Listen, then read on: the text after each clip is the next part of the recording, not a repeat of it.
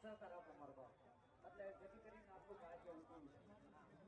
તમારું જે કાંઈ કહેવાનું થાય બધું સોલ્યુશન થાય, પણ આ થોડું કાંઈ ઘટી જાય ને પછી બધું આપણે આનંદ કરીશું.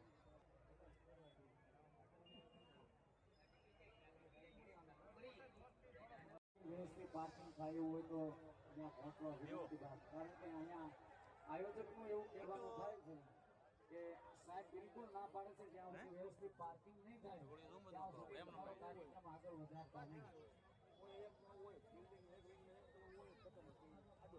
સુરત ગામમાં વર્ષોથી આમ વાત જોઈને બેઠા હોય, ગઈને સુરત રમવા